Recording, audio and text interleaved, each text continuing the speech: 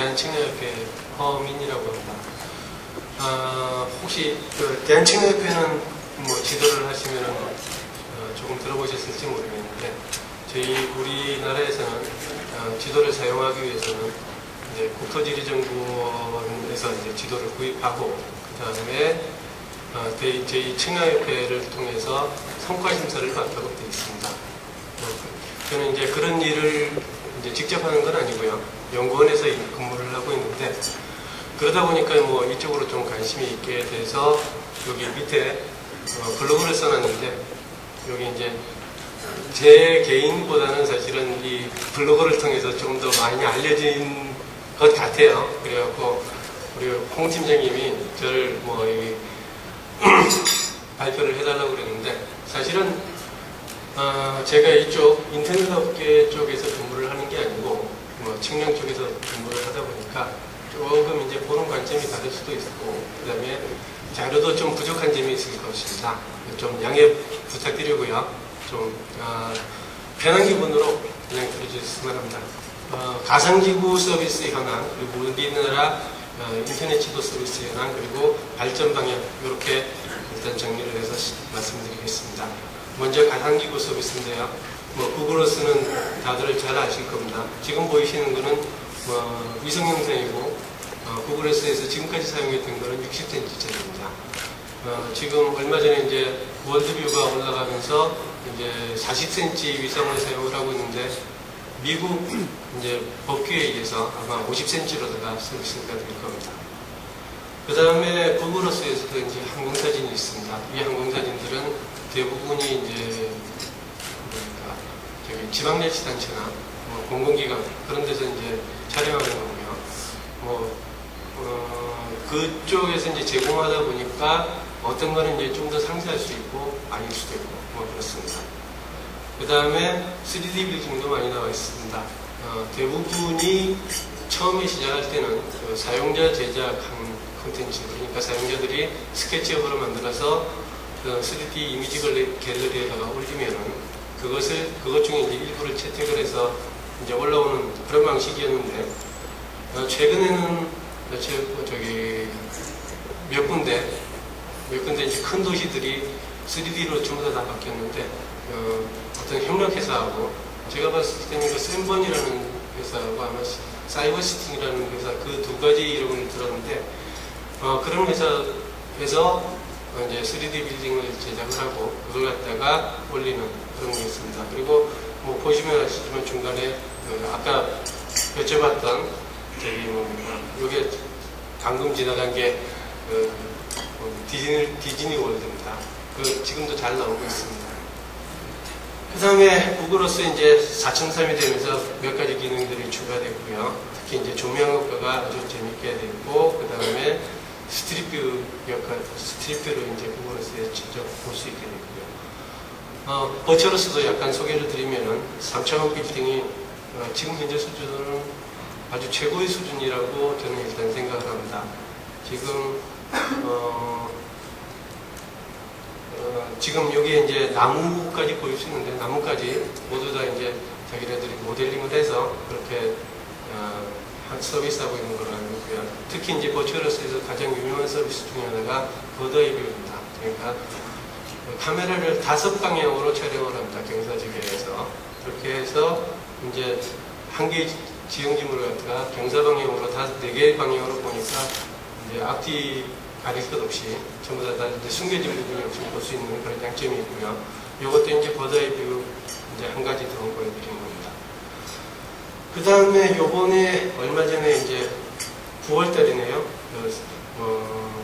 구글어스에서도 구름 서비스는 실시간 구름 서비스를 하는데 여기서는 이렇게 구름을 갖다가 실제 두께를 가진 것처럼 이렇게 모델링해서 서비스하고 있습니다.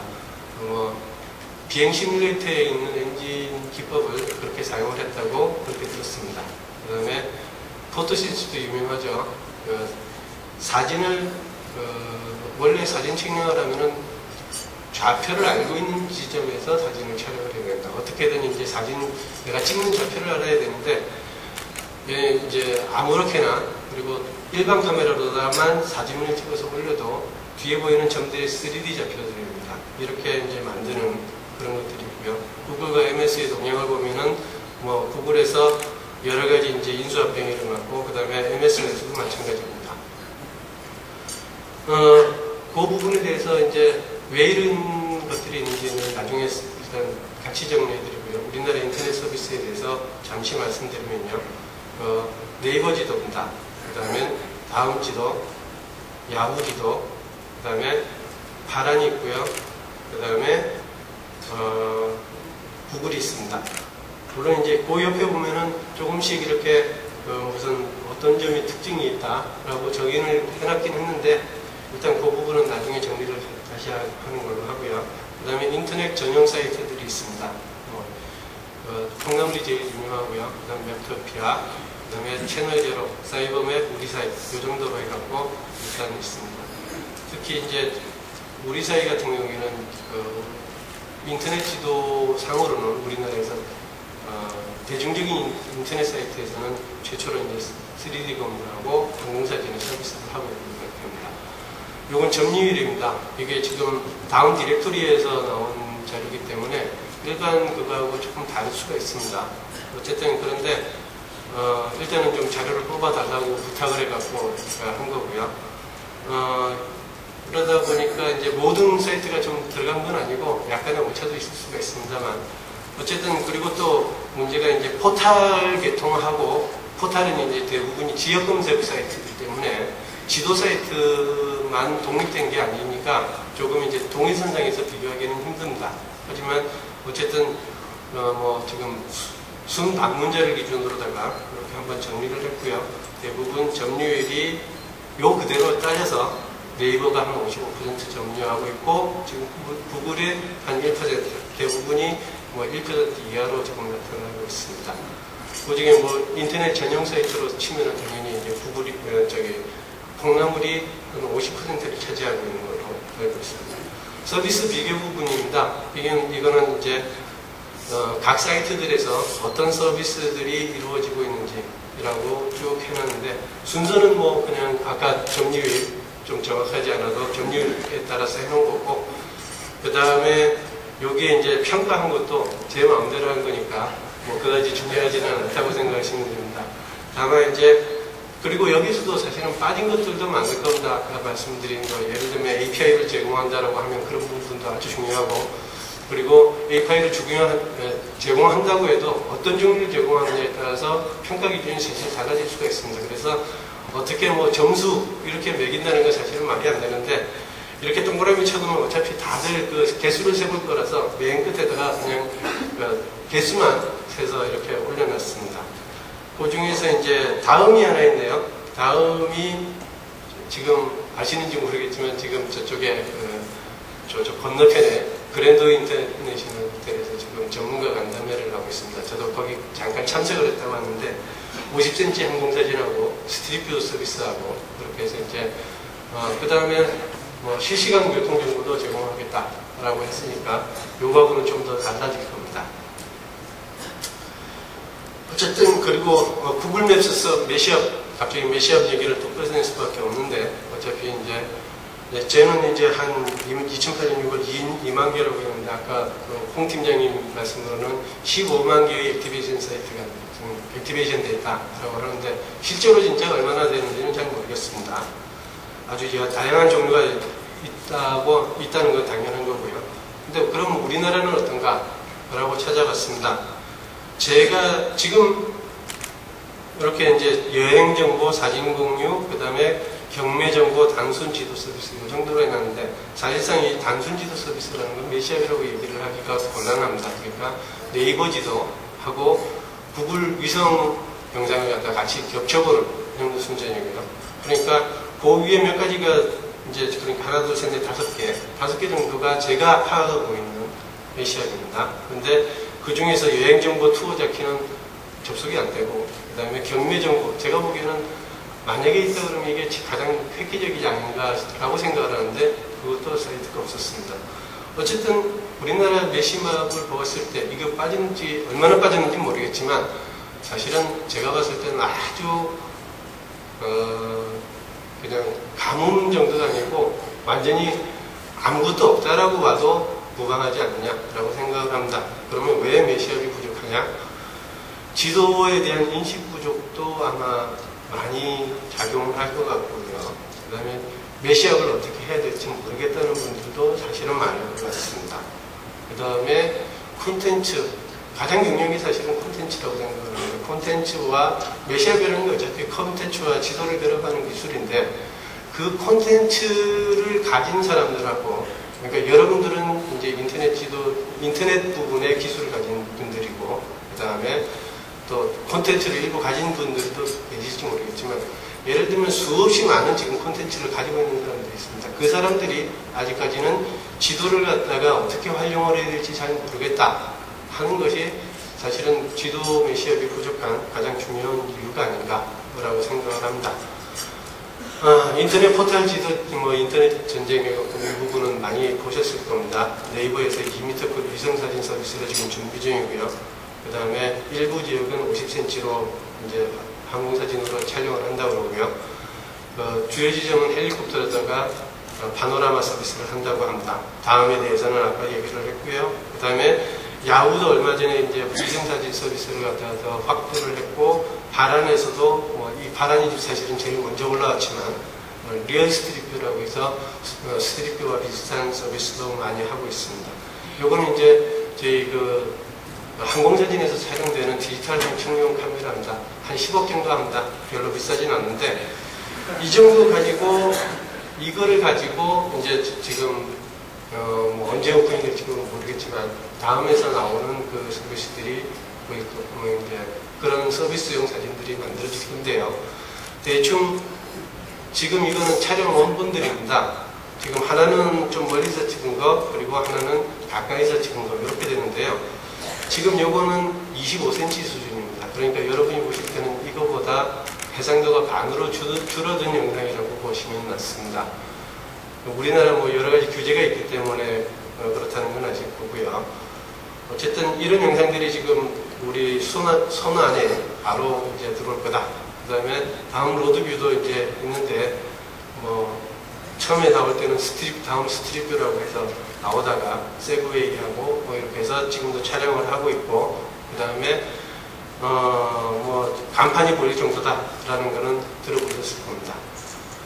촬영 결과는 대충 지금 사진 이거 이제 픽스코리아에서 촬영한 원본을 가지고 제가 직접 한번, 그러니까 원본이라서 이게 실제로 서비스하고는 어느 정도 수준으로 나올지 모르겠지만 이 정도 촬영 원본을 가지고 있다라는 정도만 보시면 되거든요.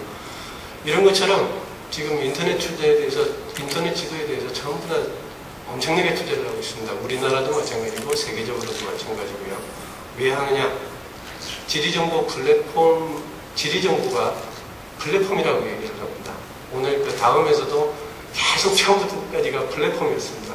플랫폼을 가지고 그러면 모든 정보를 한번 끌어들이자. 아까 이제 구글 지오팀의 미션이라고 해놨는데 저도 아주 좋아하는 말입니다. 위치를 기반으로 해서 이 세상의 모든 정보를 갖다가 모든 사람이 잘 사용할 수 있게, 그리고 편하게 사용할 수 있게 만드는 것이라고 생각을 하는데, 그것이 물론 이제 기업하는 입장에서 그것 때문에 그렇게 함으로써 이제 수익을 창출하는 게 목적이겠지만, 이렇게 되는 현실을 이렇게 함으로써 사실은 일반인들이 보다 우리 지금 현재 가지고 있는 이런 정보들을 훨씬 더 쉽게 사용할 수 있고 편하게 사용할 수 있을 것이라고 기대를 하고 있습니다. 저는 지도를 만드는 쪽 기술이 있는 사람이지만 그래도 이런 것들이 조금 더 많이 이제 보급되고 그렇게 했으면 좋겠습니다. 인터넷 서비스 발전 방향에 대해서 제가 잘 모르는 분야입니다만 몇 가지만 하겠습니다. 휴대폰 지도 서비스에 대해서는 여러분도 잘 아실 겁니다. 이거는 먼 미래의 일도 아니고, 다만 우리나라에서는 지금 언제 나오느냐의 문제이지만 모르겠습니다. 노키아에서 준비 중이라고 들었습니다. 아마 내년 초에 되면은 지도하고 영상을 갖다가 한꺼번에 서비스하는 그걸 갖다가 이제 할 거다 말 거다 그러고 있는데, 어쨌든 지도가 모바일 기기하고 합쳐지는 거는 그냥 당연한 거라고 생각하시면 됩니다. 어차피 우리가 여행 가면은 누구나 지도를 한 들고 다니는 것처럼 지도만큼 사실 직접 들고 다니는데 가장 유용한 서비스가 없기 때문에.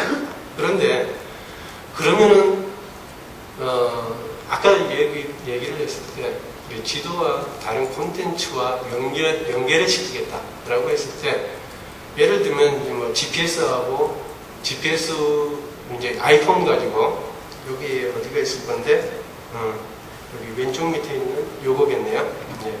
요게 아이폰에 나온 무료 어플리케이션입니다. 뭐 어스케이프라고 그러는데요. 그러니까 아이폰으로다가 사진 찍으면은 바로 그냥 서버에 올라가서 내가 그 자리에서 찍고 그 자리에서 확인 가능합니다. 이런 식으로 이제 서비스하는 방법도 있고. 그런데 사실은 뭐 그렇다고 해서 제가 보기에는 그렇게 싹 좋은 것 같지는 않습니다. 왜? 예를 들면 내가 이제 아이폰을 가지고 있다고 해서 꼭 이 사이트에만 올려야 되느냐? 사실은 엄청나게 많은 사이트 있고, 사실은 사진을 공유하고 있다 그러면은 어스케이프라는 아주 밑도 끝도 없이 모르는 서비스보다는 훨씬 더 뭐 플리커라든지 파노라미가 있고 여러 가지 사이트가 있는데 그런 방법에 아직까지 방법이 없다. 그러면 만약에 예를 들면 블로그를 갖다 아마 블로그에다가 내 지도를 넣는다든지 아니면 내 블로그를 갖다 지도에다가 표시하겠다라고 하면은 방법이 있느냐? 어딘가는 존재를 할 겁니다. 그리고 어느 사이트에는 존재를 할지 모르지만 아직까지 전체적으로 봤을 때 제가 봤을 때는 일반인들이 사용하기에는 아주 좀 멀리 있질 않느냐라는 생각이 들고요. 모르긴 몰라도 그런 표준 인터페이스도 좀 필요하지 않을까라고 생각을 하고요. 그 다음 3차원에 대해서 조금만 더 하면요. 3차원에 대해서 자동화 기술이 엄청나게 발전했습니다. 2000년대 초만 해도 사실 제 전공에서 이 3차원 모델을 갖다 자동으로 만들겠다 그러면 거의 미친 사람 취급받았습니다.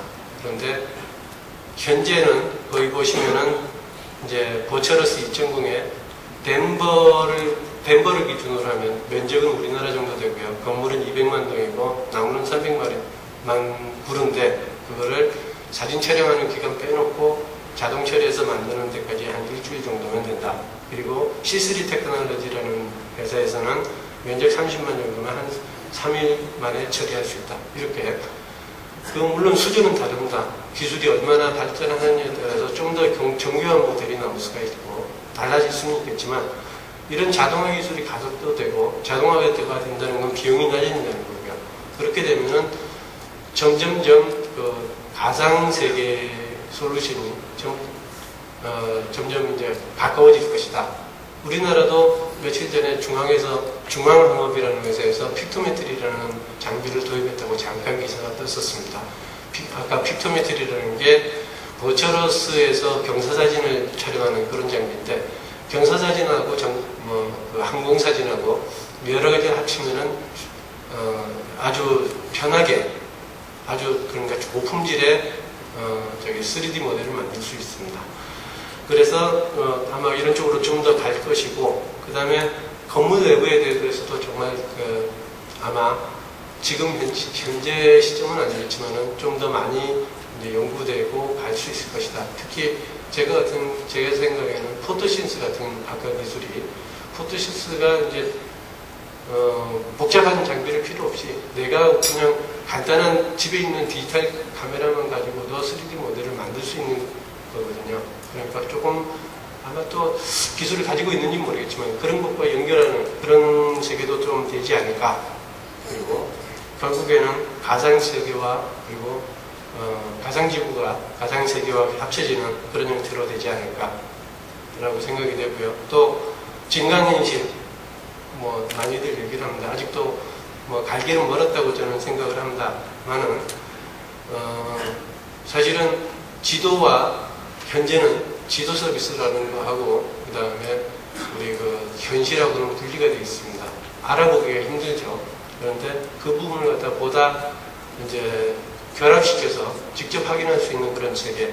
예를 들면은 거기 뭐 오른쪽 거 만약에 보신다라고 하면 내 핸드폰을 위치에 원하는 방향에 딱 갖다 대기만 하면 현재 있는 지형지물의 내용들이라든지 그런 것들을 직접 볼 수 있는 그런 형태가 될 것이다 라는 얘기가 있고요. 그 다음에 향후에 이제 지금 아까 뭐 얘기를 하실 텐데 지금 검색이 우린 지금 현재는 검색입니다. 지금 다들 검색인데 검색이 그럼 얼마나 지원을 줄 수 있느냐, 우리가 원하는 것을 찾아줄 수 있느냐라고 했을 때 제가 듣기로는 5% 미만이라고 들었습니다.